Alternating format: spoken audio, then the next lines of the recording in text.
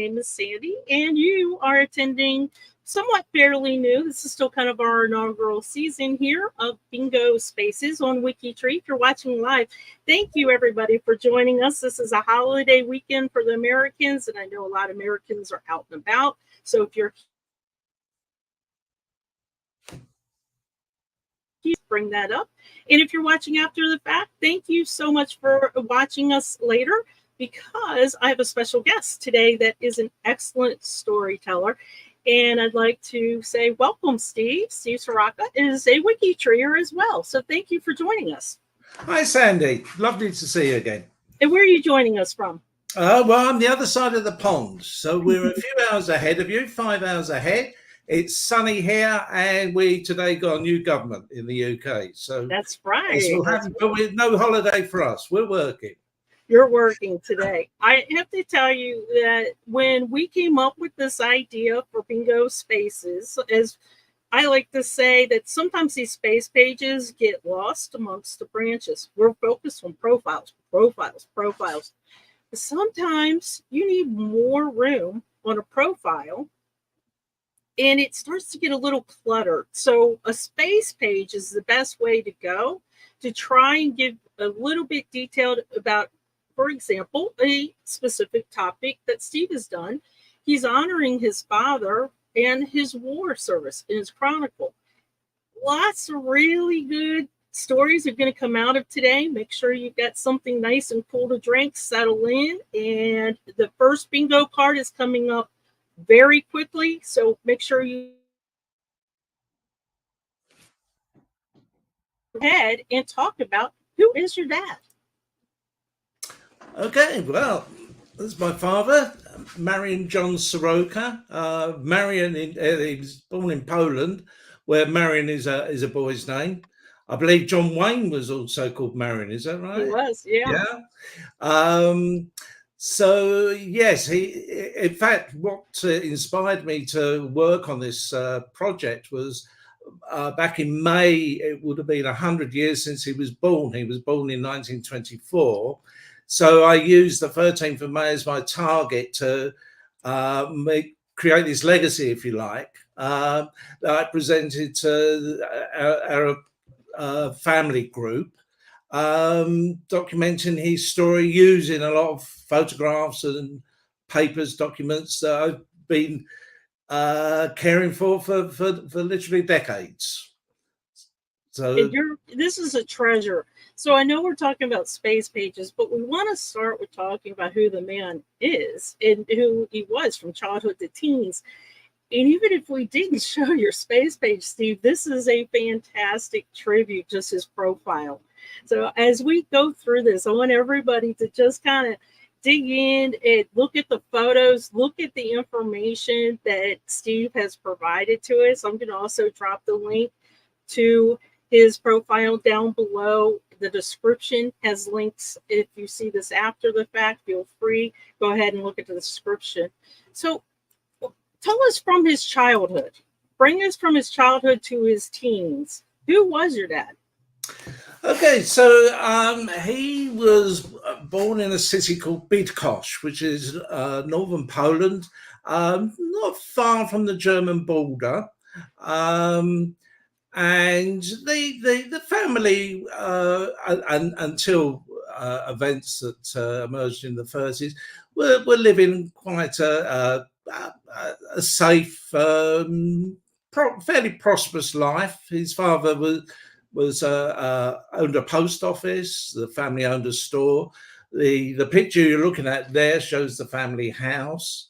He was doing very well at school. My father, he was in terms of education, he was progressing very well and could have potentially gone on much further, but events put paid to that, and his life went in a completely different direction, as indeed the rest of people in Poland and ultimately the world, with the invasion of Poland and then World War II. And I really like how you did this one picture This is fantastic, and I will let you all know here that Steve is a graphic artist as well. And I don't know if I've ever seen this done on WikiTree yet. I'm sure it must have been, but I thought this was a fantastic idea for a group photo. If you have a group photo and you're trying to pull out your ancestor, just make a little snippet of them, and there you go. And this was 1933, 1934 class. This was his class. And you'll notice, if you look very carefully, not all the children had shoes. Oh, well, I say they made right here, they had shoes at home, but you can see there's quite a few that are barefoot in this picture. Although you can't say it, my dad did have shoes. So let's talk a little bit then. So he was born in what year? 1924. 1924. Had to start thinking about the war and lived probably what most of us do, a normal childhood, not knowing what was going to approach him. His country, his family were all affected as well. But you decided to kind of dig in and create a chronicle of his war history, his personal war history. And we're going to talk about that in just a minute. That's why we're coming up to World War II real quick. If you have your bingo card, now would be the time to bring it up, because as I mentioned, we're going to start with the first bingo card very quickly, because Steve has so much information to show us. Usually I get a guest that has one space page that is fantastic, but Steve has many to show off, and some of them we kept kind of as a surprise towards the end. So let's go ahead and do our first bingo card. If everybody has their bingo card up, and as I position myself for it, give me 1 second. And this first bingo card is really just going to talk about space pages, what you can do with them, a couple ideas. It's the same bingo that we play every time, but I do want to go over the rules. If we have anybody that's new today, let's talk a little bit about the rules. So what is WikiTree Bingo? Luckily, my guests come to me with bingo words, and Steve's has come to me for the second card here for bingo words, but it's something that's related to our topic or to WikiTree. A person can only win one prize every 6 months, and I need to make sure everybody understands that's throughout WikiTree. So if you won something in a Hangout or a Thon or anywhere else within WikiTree, that is every 6 months, only one prize. We want to share the gifting as we go through. Only one prize per household every 6 months as well. The prize is a mug up to a $30 value. There are a lot of different mugs to choose from too. I know some of you have won mugs. If you have, go ahead and give a shout out to your favorite mug that you already won. And I don't know if most people know this, but bingo is open to everyone, not just WikiTreeers. Anybody can participate, so bring your friends, bring your neighbors. I know that we have a couple of people that bring their kiddos as well. And there are 2 bingo games per time slot. This is the noon time slot, Eastern Daylight Time, and there will be another one later on tonight at 6 p.m. with myself and David Randall. Okay, how do you actually win? So you bring up your bingo card, you take your mouse, and you just start clicking when I say the words. I will call out the words. There's a free space in the middle. Feel free to click that now. If you accidentally click something and you didn't mean to, just click it again and it'll erase it. So how do you win? You either win by vertical, horizontal, or one bingo. So what you want to do is yell at me bingo in the chat. If 5 of you get bingo at the same time, whoever is the quickest that types in bingo in the chat wins the bingo card. If somebody says bingo, do not close down your bingo card. Sometimes people will type and say bingo and hit enter, but what they meant to do is type a full sentence and not say that they won bingo. So don't close down your cards until we make sure that we do have a bingo winner. And that is the rules for bingo. Let me go ahead and get started. So the very first word, again, these are going to be related to space pages and sandboxes. How many of you have a problem child ancestor that might be conflated?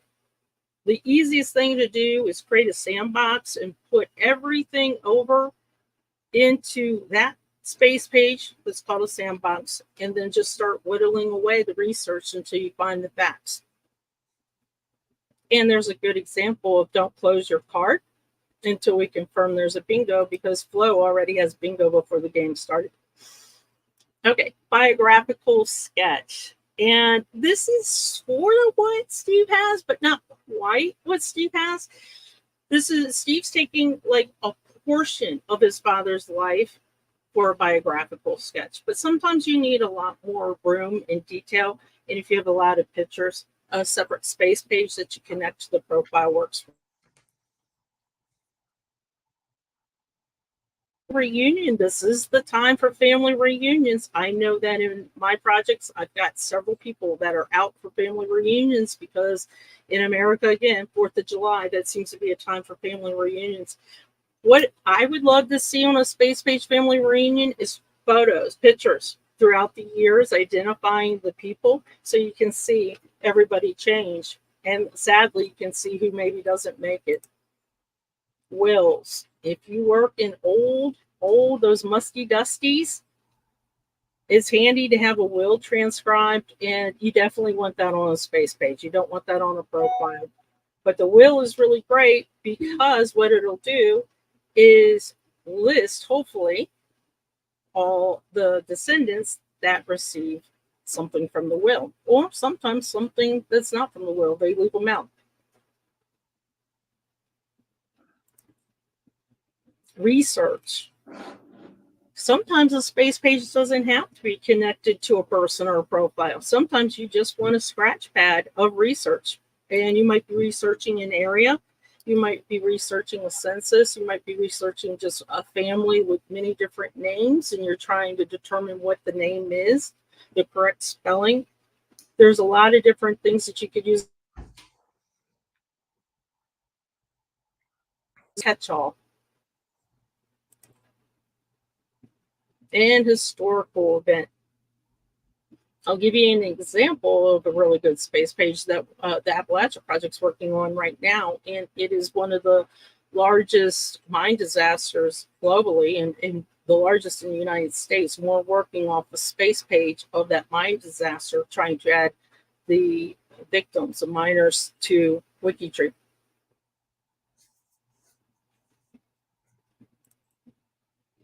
Court documents. A lot of times you'll see court documents that mostly we're talking about the olden times. I'm not really sure if I would put a recent court document up there. That's invasion of privacy. But there are times where there's land disputes, or there are child custodies from the 1800s, 1700s. To put a court document up there would be handy. I do know a member that had a relative that was murdered, and she had helped transcribing the entire court documents throughout all the trial and put it up on WikiTree so it was available for anybody forever and ever. An estate file. So this is where you usually see 5 cows, 2 rakes, these type of things that you see. So if you want to document this estate and the value and what it's worth, create a space page, link it to everybody who receives something from that estate, and you can also do a table, put the item, 5 cows at $5 each, and put it all in a table. I can't believe no one has won yet. Steve, usually we get somebody that's saying they're close. Music. Now, this was something that somebody suggested to me. So somebody who writes casually music and lyrics has decided to write a little short bit of music for the ancestor. And they put all their little tidbits of music on the space page and then link the profile. Okay, good. Their Sky has one more in photos. Here's something that I learned very early on with WikiTree, and I hesitated to do it. I didn't understand it, and I refused and hesitated to do it, and now I love it. Two personal profile, they're not going to show because your profile is kind of locked down for privacy. Put it on the space page and then link it to your profile. That's one way to do it. But let's say you have a lot of cemetery tombstone photos. You could upload it to a Sandy's photo space page, for example. And then once you create the profiles, just remove it, a tombstone photo one at a time, and put it on the profile. This was really handy to me. I bought this, but for those of you who've been around for a very, very long time, and we used to do those really long tables on the cemetery space pages, that's kind of what I'm talking about without the table. It's just throwing your photos up on a space page until you have time to create the profile. And we've got Anne that has one more. Okay, and the reason why we use One Place Studies for space pages for them is because it gives information, the history, the notables, and there we go. It gives us a lot of opportunity to also link to categories. You can also create additional space pages off that One Place Study. And we have a bingo. Congratulations, Sky. So what you're going to do is, let me bring up this. You are going to email Aowen, let her know that you won the bingo on July 5th. She will get all the information to you about how to claim your prize. It's usually a mug. If you don't want a mug, there are some other things, but trust me, go for a mug. The mug is really, really, really cool. So congratulations, Sky. Pretty cool. Okay. So, Steve, are you ready to dig in? Yes, yes. You convinced everybody to come here. And I just have one quick question for you, Steve. Do you have a piece of paper handy? I do, yes. Did you find a piece of paper? That's the big thing. And the reason why I'm asking this is because, let me see if I can bring this up a little bit more. You guys, this is a fantastic page. I am blown away by this space page. I'm getting goosebumps now from it. And I've already talked all the way through this with Steve before, and it still feels new and fantastic to me. Why did you create a space page about your dad's World War II experience in locations? Well, going back to the very beginning, one of the reasons I was able to create the whole profile was I had so much material. Both my parents were, shall I say, hoarders? I don't know. They kept everything. Letters, postcards, photographs, even notes. So I had a lot of material. That was a huge advantage. I couldn't have done this without that resource. So when it came to his wartime experience, which was quite unconventional, I have to say, it warranted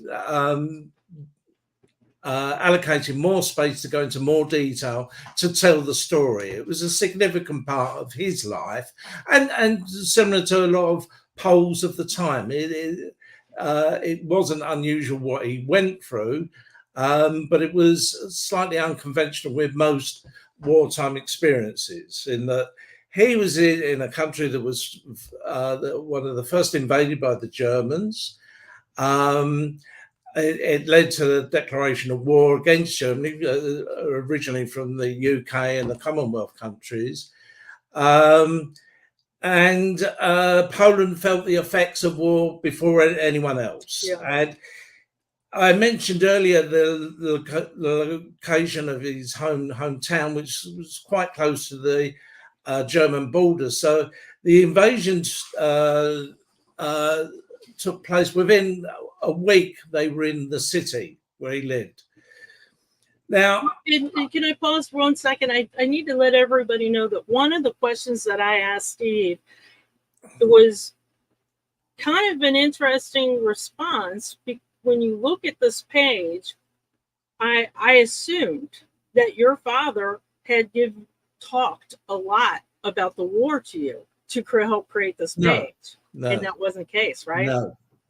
And I think very often you find with people that served during the war, they don't talk about their experiences, or not many talk about their experiences. He especially, a few stories, but no. I don't know. I will never know. I wish now I could ask him the questions. If I could go back in time, I would love to ask him how he felt about it, more detail about his experiences. So I've had to combine this with his records, a little bit about what he told me.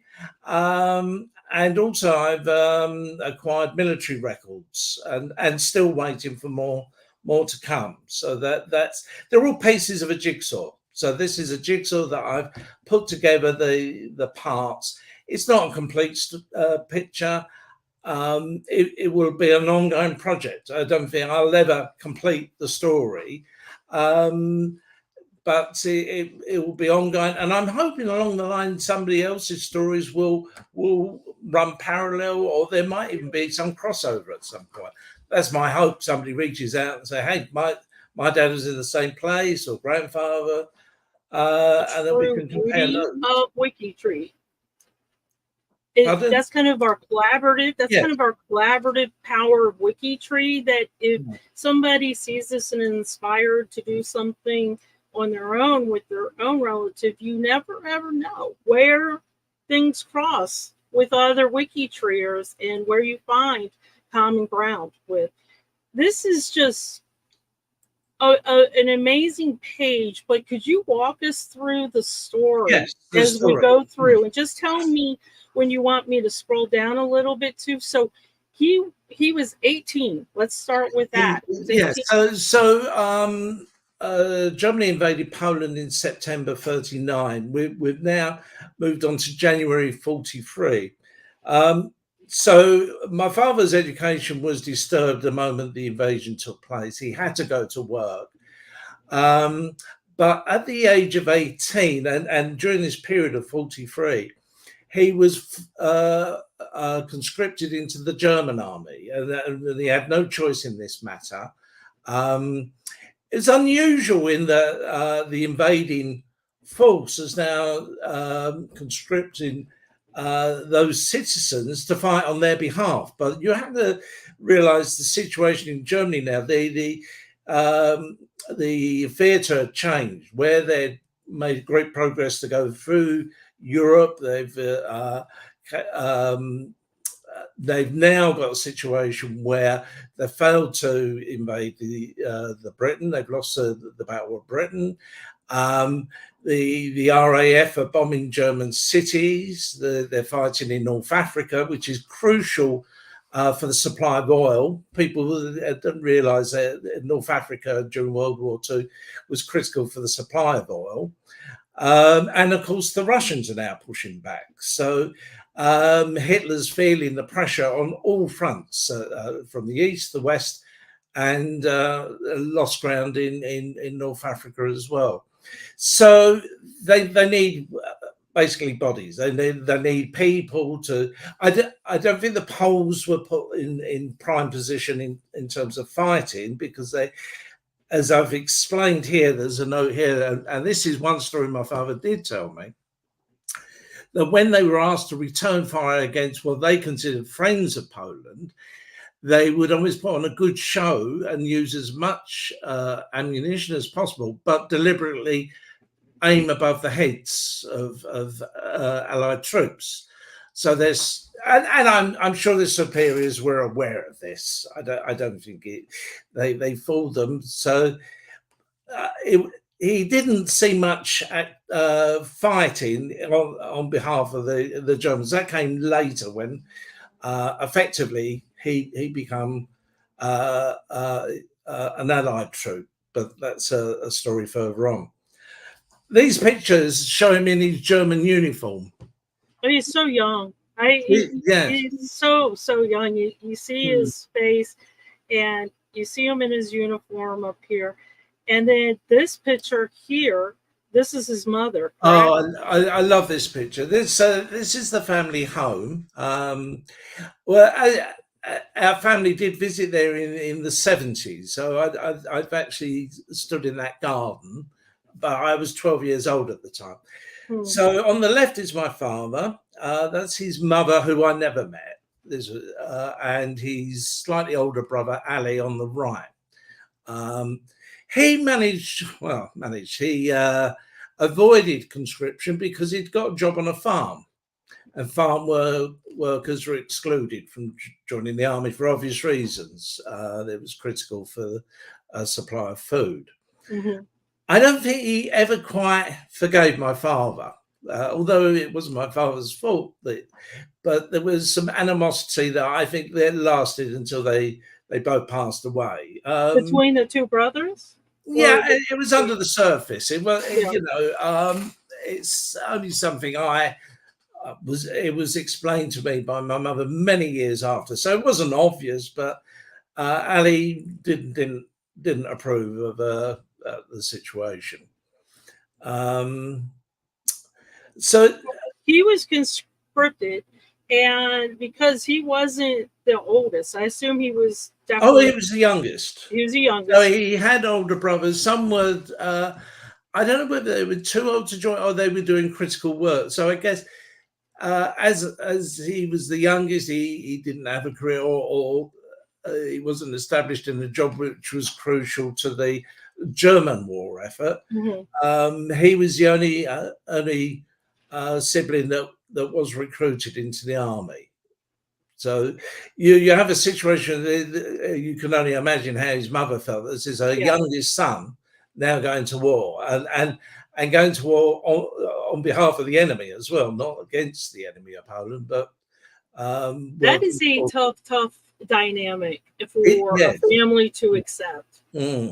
Just going to war and volunteering is one thing, but being, like you said, conscripted for the enemy, and mom's baby, mom's youngest. That's got to be really tough. And I love all the photos that you're going to see today, but this one just speaks to me with his eyes. It just feels like this 18-year-old is carrying the weight of the world on him. Yes. He has no decision of his own to make. He cannot make a decision on his own.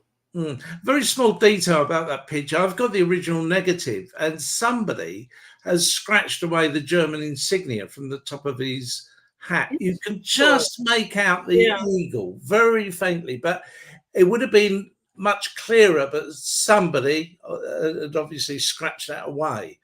Who owned the negatives? Well, my father had it. Your father. I don't know how that came to his possession, but that was in amongst so many photos, papers that I'm the guardian of. I am thrilled that they were hoarders because this is fantastic.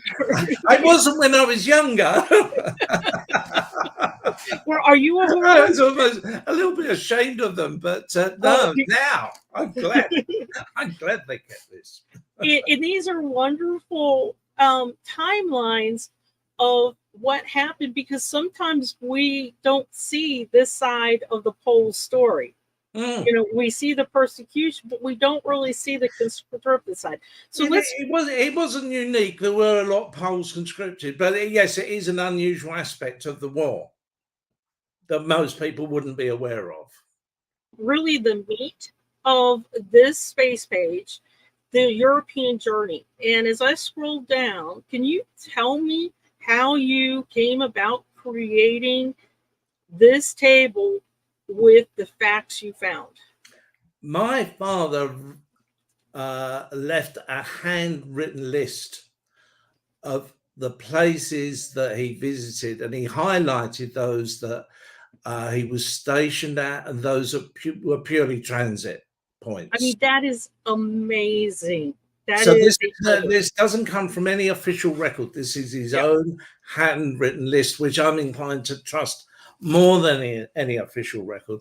The only problem I had with it, and still have, and this is where I have a mystery to unfold, dates. There's certain dates I know for sure. I know through documentation that he was conscripted on the 17th of January 43. And I know where that was. It was in his hometown of 𝐏𝐸𝐽. So I turned the list into a table and used flags to highlight his journey through Poland. In terms of Germany at the time, I've used the swastika because it was under Nazi control during this period. Later on, I revert to the current German flag. So his transit journeys taken him through Poznan, Berlin, Hanover, Essen, Cologne. Then he's stationed at 𝐒𝐸𝐽𝐵, I believe it's pronounced. From here, he's gone to France. Now, this is where the mysteries come about, because at some point in France, one of two things has happened. He's either been captured by the Allies or he has surrendered to the Allies. Because if you look at this, he's stationed. Stationed. In 1943, he is stationed in 𝐒𝐸𝐽𝐵. Then you could still 1943, and again, his dad wrote the locations, one by one every time he. Oh yes, went, yes. But he did not give the dates. No dates. No. But Steve's right. If you look at this, we instantly switched from station to visited to station. Well, so you have transit. Now that it could have been a view from a train window. He goes through Berlin. It doesn't necessarily mean that he stopped there. Possibly. The visited, he did explain to me once that whilst they were moving, sometimes they got time off and they could go and visit certain villages or towns. So he's made a note of those. So the three categories are transit, but purely going through the place. Stationed is where they spent some time, and whilst they were stationed, then they would visit other places in that area. So I can't really determine, and I'm hoping that I will obtain military records that will show the point where I doubt there'll be records of a discharge from the German army, but certainly I'm hoping to get some military records to show that he was transferred to. Well, originally, I believe he was with an American group who then didn't know what to do with him. We got a poll here. What do we do? The British take those. We give those to the British because they've got a division of polls. So you're transferred. So fast forward through the list, the next date that we can or period that we can pinpoint is when he leaves Cherbourg in the second half of 44. So we know this is post D-Day. D-Day was the 6th of June. He could have only left Cherbourg when the coastal ports of France were under Allied control. He then arrives Southampton, the first time he arrives in England, and then very quickly makes a journey up country to Scotland, to a place near Edinburgh. Now, it's quite interesting because before Dunkirk, after Dunkirk, as the British troops were coming back across the Channel, along with them came a lot of French, Belgians, Dutch, and some Poles. And in Britain at the time, the RAF had different squadrons for different nationalities. So there was a French bomber command. There was a very famous Polish fighter squadron, which had the highest kill rate throughout the Battle of Britain. So they would group these nationalities in different squadrons. I'm not sure about the Navy, but in terms of the Army, there was the 1st Polish Armour Division, and they were based in Edinburgh after Dunkirk. So they were training there, ready for Normandy. Can we pause for just a second? So I want everybody to kind of understand. So he was conscripted in to the German military. Yes. But somewhere he's out of the German military. And is that the piece that you're still trying to hunt down? I'm trying to find out where and when. Somewhere on that list in France, that pivotal moment took place, that switch, that changeover. Do you think it's somewhere up here where? Well, yes. I mean, obviously, or down lower. It would be lower down. It must be after D-Day. So the Allies are in France. He hasn't had any opportunity to escape the German army until he's faced with the Allies, and that either his German division has surrendered or was captured. We don't know. Obviously, Germans became prisoners of war. They would have been transferred back to the UK as prisoners of war. Poles weren't prisoners. They were then, and likewise with Dutch, French, etc. They would then go into the military in their own subdivision of the British Army. So he would have been trained in Scotland in order to go back to Europe and fight against the German forces. I mean, so this is just fascinating. Let's pause for just a second. Think about this. So he's 18. He's conscripted into the German military, something he does not want to do. You know, that's just not something a Pole was going to do on their own. And for a while did fight. And then somewhere along the way during his travels, he had an opportunity to leave that particular military, you know, the country's military. And now we're looking at he's going through military training in Scotland. This is just fascinating that most people just stick with one. And if they don't want to be with that particular military or country, then they try to escape or they become a prisoner or unfortunately they die because they are fighting a war. That's the main thing. The fact that he has survived through this timeline that you're showing us, and wow, was not 1943. And then he lands in Scotland to train. And then Steve's telling us, guess what? He's going back to the war fighting for the other side. When he arrives in Scotland, the previous Poles that have been there since Dunkirk have already transferred out. They're back in France. So he's fresh blood that's come into Scotland for training. So he's not with the first wave. He's going to be part of the later push through Europe. And this happens September. Now, this I've got.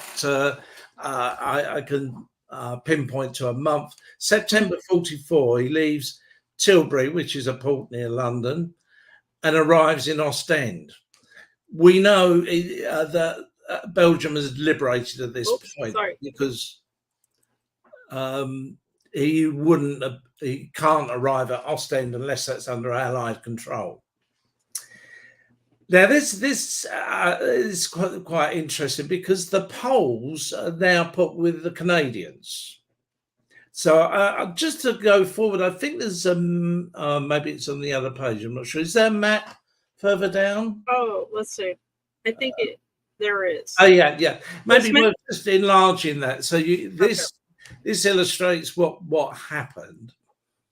Okay, so you can see the furthest left. This was the original push from Normandy. So, but my father joined the party further up in Belgium. He would have joined probably around Ghent or Antwerp. This is at the point where my father then joins with the first Polish Armoured Division, who worked with the Canadians. The Poles and the Canadians were given the task of pushing through Belgium, Netherlands, and the northern ports of Germany. Further south of this map were the British and the Americans were pushing into the heart of the German territory. So every division had their role to play in the war. So, but again, this is interesting too, because how many different countries did he help and fight with? This is amazing. And keep in mind that Steve's dad did not talk about this. I know it's such a story to tell, and fortunately he left me the list. So he left the clues, and he left the photographs. I've got many more photographs than that we see here. And this list, you just stumbled on it going through his papers, right? Yes, and of course I've had to undertake research to find out what was actually happening at the time, and then piece into the story. He must have been here at this point. He must have joined. And unfortunately, some of the photographs I have got captions on the back. Not as many as I hope, but I do know, for instance, November 44 at Breda in Holland, the entire Polish and Canadian force just stopped for winter. So for 6 months, they were stationed there, I guess, waiting for supplies to come up from behind. They needed fuel and ammunition before they made the final push into Germany, which happened in April 45. So he arrives in Meppin in Germany. You can see I've used the Nazi flag there to say that at this point it's still under German control. A month later, the war in Europe ends. So he arrives in April. The victory in Europe occurs in May. So now my flags change, of course. Yeah. This is something I wasn't aware of until maybe 6 months ago. So if you look at the dates, April 45, and he's still there in 47. So we were talking over 2 years, he remains in one place.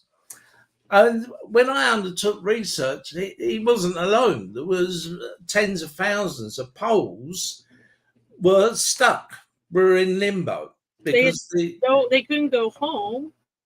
Well, they could. They were, but to what? So I mean, when they were in limbo, was this in Germany? Poland is under Soviet control. There's animosity with fellow Poles to anyone who fought in the German army. He's in communication with the family. They're telling him there's not much to come back to. There's still work to be done within the army. Now I've come across many reports of this. This is where they were dismantling tanks and armaments. It was a huge depot. I guess we forget after a war there's cleaning up to be done. Yeah, you know? And that's what he was doing for 2 years, cleaning up. But it's not all bad news, because when I tell you now that the photographs I have of this period are predominantly of him and his comrades swimming and meeting girls. So swimming and girls for 2 years. So not a bad life. Not a bad life. Well, how did he end up in England? He was, as I understand, they had choices at this point. They could go back to Poland, or they had the option they could remain in Germany, and some did, or to any allied country, which included any Commonwealth country, or indeed America, South Africa, Canada. Many Poles went to Canada. I guess having fought with the Canadians and got to know them, and people saying, hey, life in the forest is great. Come and join us. So that probably explains why many went to Canada. But there were many that came to England, and that was the choice he made. At the time, he spoke 5 languages. None of them were English. And he picked to come to let's see, it looks like, Yes, so he stay around Waltham Cross. Is yes, that he leaves where Hamburg, arrives at the port of Folkestone, and then he's sent to Waltham Cross, and this is where he's given a what they call a demobsu, a job, and classes in English.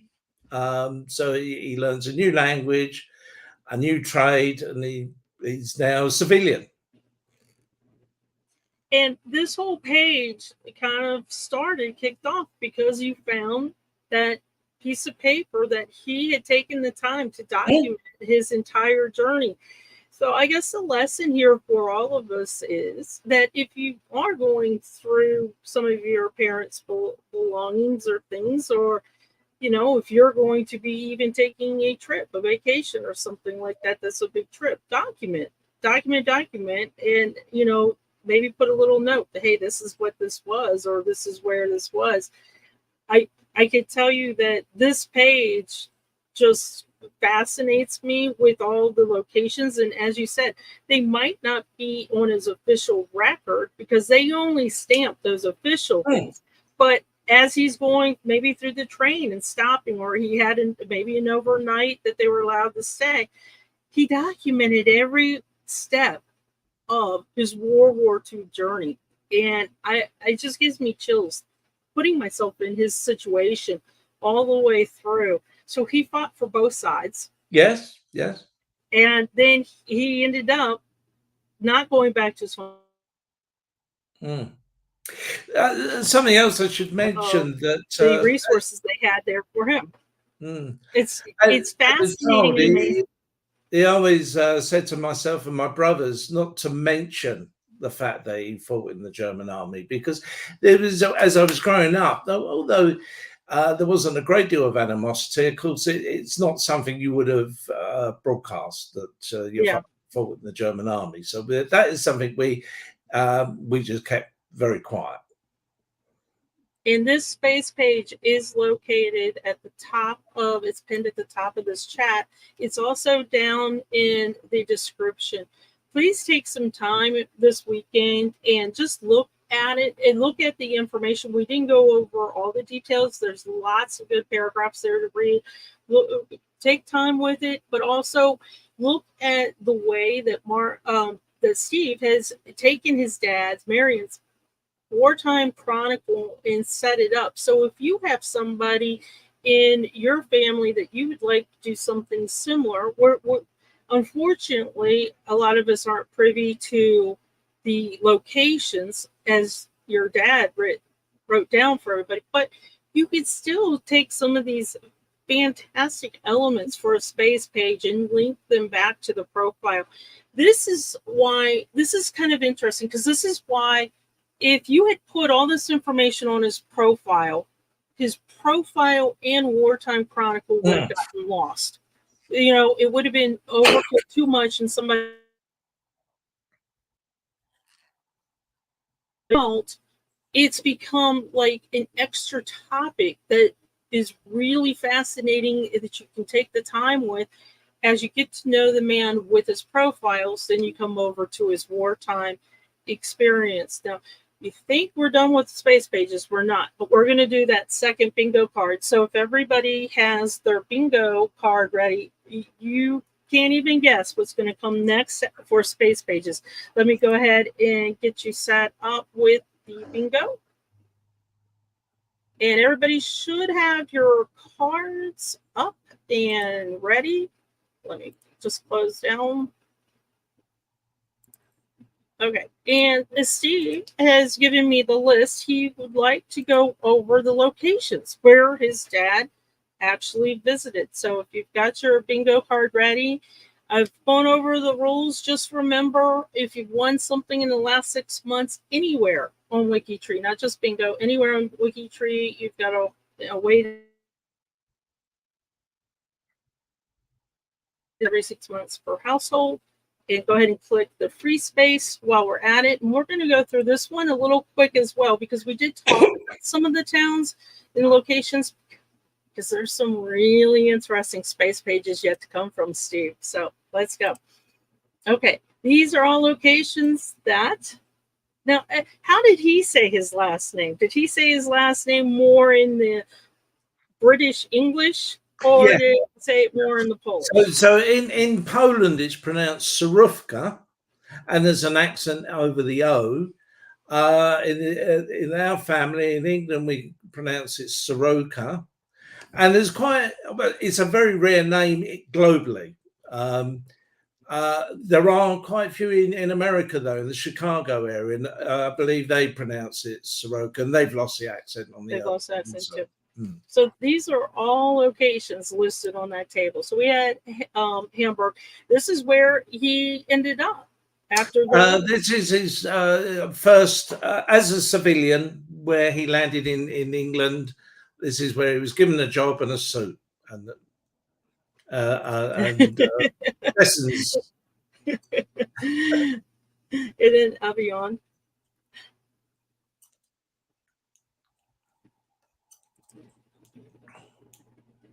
And Nancy is a location and a name.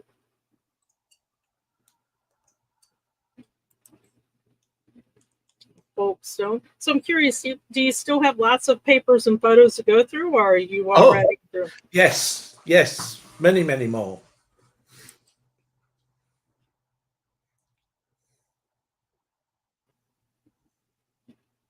And they were equally pack rats, not one over the other. They were both. Were they both kind of hoarders, and we call them pack rats, or were they both kind of hoarders? Oh, one worse than the other. My mother probably worse. In Bremen.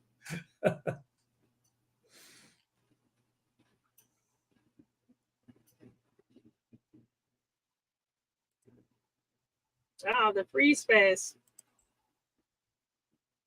And Verdun.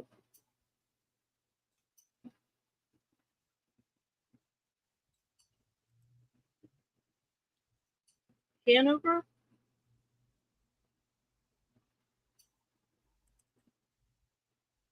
Tilbury. This is a port near London. It's now a container depot. And this was around his Scotland time frame, I think. Yes. Well, after Scotland, he left England from Tilbury.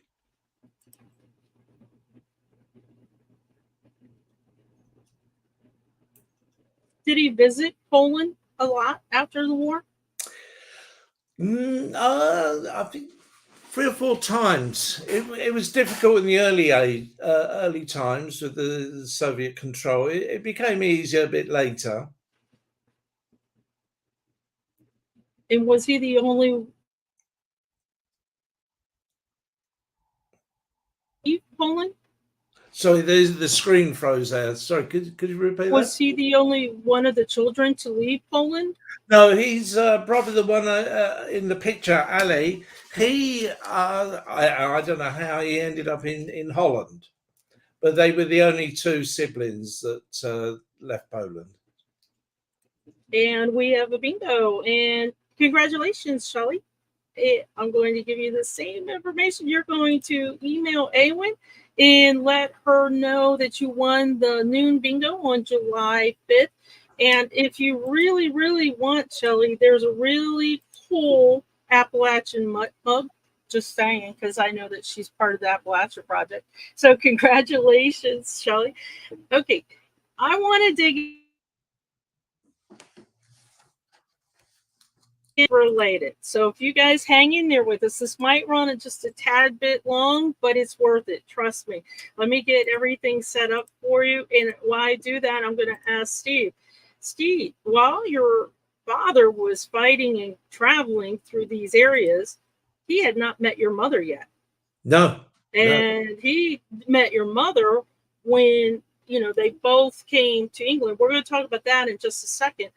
But on alternate timeline, what was your mother doing while your father was fighting in the war?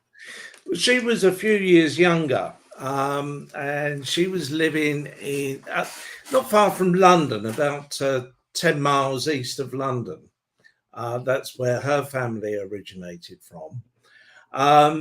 So their experience of war was really regarding the Blitz, the bombing, because they were so close to the capital. It was under the flight path of German bombing crews, and they either would intentionally drop bomb loads close by or by accident. My mother talks about that period, or you, when she was alive, spoke of it with some excitement. We imagine that to be a very frightening period, and I'm sure it was. But as a child, they found it very exciting that they could go into the garden and watch a dogfight in the sky, and if a Spitfire took down a German plane, the kids would follow the path of where this plane was coming down to ground in order to grab souvenirs before the authorities fenced off the wreckage. That was considered good fun for them. I'm so glad that they were hoarders. Look at these photos. They're amazing. And this, I guess, is an example of what you were talking about. This is amazing. Now, also, as we come down to some letters, I'm going to scroll because we're coming back to the letters in just a minute. You've got a small timeline on her profile as well, but I love the picture with the bike. I don't know why, but this is what I imagine as well, is travel going around the area during World War II in London in different areas. But before we get to her meeting your dad, I think we should probably come back up and say that she was 13 years old. She was much younger than your dad. Yes. It was much younger, so keep that in mind. And there's, on her profile, is a different space page that you've created. And if you could set this up for us, this is the Doodlebug page. Yes, Doodlebug and rissoles. Now, just in case anyone's not aware of what those terms are, a Doodlebug was the name given to V1 flying rockets, which was an awful weapon of mass destruction. Hitler called it Hellhound, but the English liked to make it a little bit more cuddly and called it a Doodlebug. I think it was partly to disarm or to make the fearsome weapon a little bit less frightening for people. So in this letter, she talks about a Doodlebug or a flying bomb coming down not far from where they live. She's kind of disappointed that another school was closed because it was closer to the explosion, but her school was fine. And she's writing to her mom because her mom had to be evacuated. Yes. And your mom had to stay. Why is that? Well, 13 years old, she's now taken over the household. Her mother's been evacuated to the countryside because she's pregnant. And a week after this letter gives birth to my uncle. But in the meantime, my mother's taken care of the household. She's got younger siblings and a father that she's taking care of. 13 years old. 13 years old. Yes. I love this letter. I'm so proud of this letter because it's written with so much humor. My mother was a lovely, funny person. Everyone, in fact, her whole family were very good-humored people. And I remember as a child when there was family gatherings, the amount of laughter, the joking, and if anyone had any misfortune, it was the topic of great humor. You know, if you crashed the car or you lost your job, it was fuel for many jokes. And this letter, she writes with great humor. And this is just page 1. There's 3 pages that Yes. is uploaded to this page. So again, that link is also in chat. Take some time this weekend or later on today and just sit down with something to drink, a nice cup of or ice cold tea. Guaranteed to make you smile. There will be something in this letter that will make you smile. And I've provided a scan of the letter, but there's also a transcript, which might be easier to read. It's just fabulous. You can easily read it. I'm fascinated that she had red ink for this. Yeah. You know, it's just fascinating to me that it's coming off like that with the paper, and her handwriting is beautiful. You can understand and read everything. And this is where we are all thrilled, Steve, that they were hoarders, because this is a treasure. This is captures a moment in time. You can pinpoint it to a place on the map, to a day in the calendar. And this is through the eyes of a 13-year-old, the day-to-day events, which are extraordinary events. This is not a typical day that we would know. These are things happening around her that are, but she writes about it as though it's just another day during the war. And she's just giving her mom an update on what's going on at the house, because again, she's 13 years old and she is kind of the woman of the house. But at 13 years old, you're still writing to your mom saying, I just got to let you know what's going on and everything, because her mom is evacuated to have a child. Yeah. And she talks about what they're eating, her shoes, I won't go into detail, but a friend who's given a free bike, and when you read that, you realise why it was free. So there's a story there. It adds a completely different dimension to this huge historic event. That this is an ordinary girl, an ordinary day in the middle of the war. Yeah, but in the middle of the war. Yes. I mean, that is just amazing. And what is really fantastic about it is you have a chronicle of your dad's timeline, but then you also have a piece of history chronology, what's going on at the same time in your mom's timeline. Now, these two have not met. So let's talk about their meeting real quick before we let everybody go for the day. And we've got just 2 more quick things we want to show you. So thanks for hanging in there. This is another space page that Steve has done, because again, if you put too much on one profile, it gets lost. And that letter would probably have gotten lost if it you can also use this space to join from 2 profiles, because you have 2 people. But one thing they're having here, they have a wedding in common. So you reach this page either through my father's profile or my mother's profile. This is fantastic. This is a work in progress. There's much more to do on this page. So how did they meet? They met through a friend. My mother was working in London at the time. She was working with a Polish woman who arranged a double date. And that's when my mother met my father. The Polish woman became my godmother when I was christened. She remained in contact with for a few years, but eventually disappeared from the scene. So believe it or not, this is a work in progress, and we're going to show you kind of Steve's process real quick.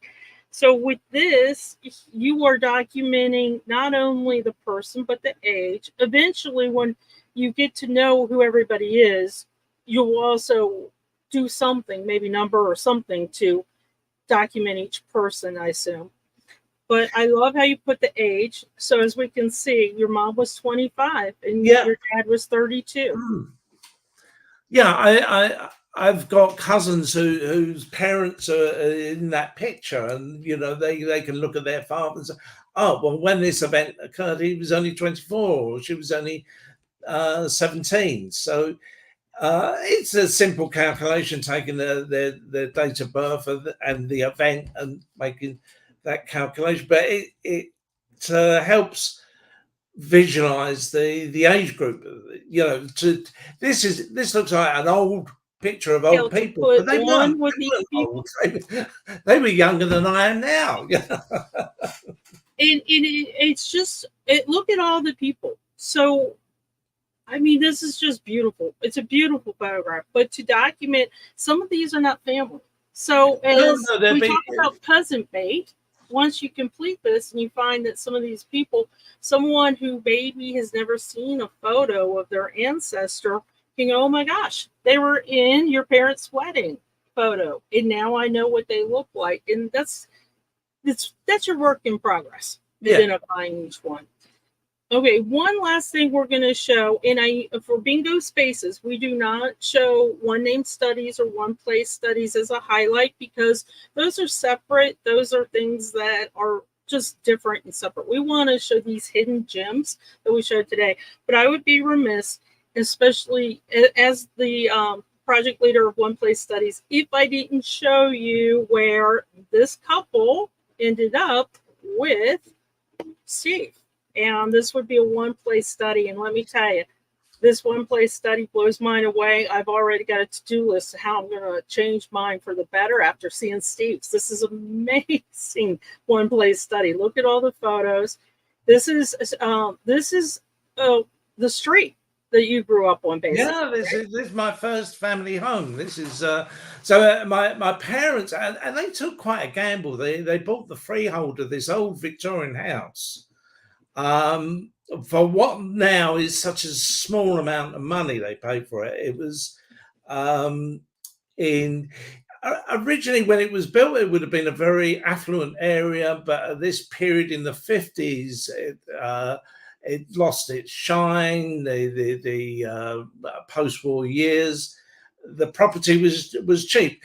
It's reverted back now. Now this house that they paid, I'm going to quote in pounds, they bought it for £1,700. So $2,000 they paid for this house. Now, if you were to go there, you'd be paying $2 million for that property. So it's now divided into flats, very close to London, and within an area that was had historic events. It was a huge, if you like, it was our Disneyland. This was before your Disneyland. Crystal Palace was our Disneyland. And I like this. Not only do you give the whole history and what's going on at timeline around your neighborhood, but also your goal is to document each property house, and then also the people who have lived there. Yes. This is a one-place study that is just fantastic and amazing. So for those of you that have one-place studies and you think maybe I can only do a town or city, you can do just your house, for example, especially if you have an older well, what I've done here, I've made the street a one-place study, but the individual properties are free pages, free space pages.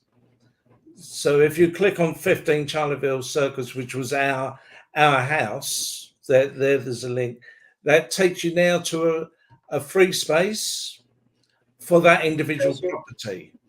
And there you go. So who would these two be? There I am, they're on the doorstep. And who would these two be? Well, I'm the one on the left, and my slightly younger brother on the right. He was born in the house, so growing up, he would tell people he was born in a circus. It wasn't a lie. That wasn't a lot. Well, you just gave me a great segue too, and thank you, Anne, for mentioning it. So the bingo tonight, and we kind of tried to plan this. This is why I wanted Steve to be on. Eastern is all about the circus. So keep in mind that David Randall and I will be here for notables about the circus. Should have invited your brother. He's born at the circus. He hung out at the circus. That's the name of your street. If anybody has any questions for Steve, now would be the time to let us know. And as we kind of wrap up, I want to bring it back to your dad. And this is where it started. And I want to thank you for a couple of things. But I want to thank you for joining WikiTree and creating such thoughtful in beautiful, detailed space pages. This is why we kind of came up with this bingo idea. So these pages would not get lost between the branches. I can tell you love them. You love doing space pages. And I just want to say that I hope we honored your dad as well as your mom through this program. If you're watching after the fact, please take some time to continue watching all the way through, but read these pages as you go through. You might find some ideas for your own profiles and space pages, but also more in the lives of two people that were very, very important to Steve, his parents. So thank you so much, everybody. I think that Carol sums it up. That was a great bingo. And I appreciate you guys being here as well. And I know that, John, you probably could do a really interesting space page on your grandfather. And I saw a lot of, you had some ancestors or some parents that also were in the military. This would be a great way to showcase it.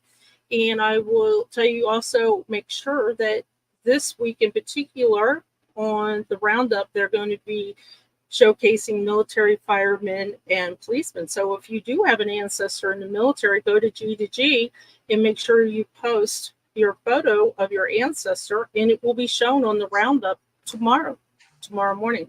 So Steve, thank you so much. I really appreciate everything you've done with this. I appreciate you walking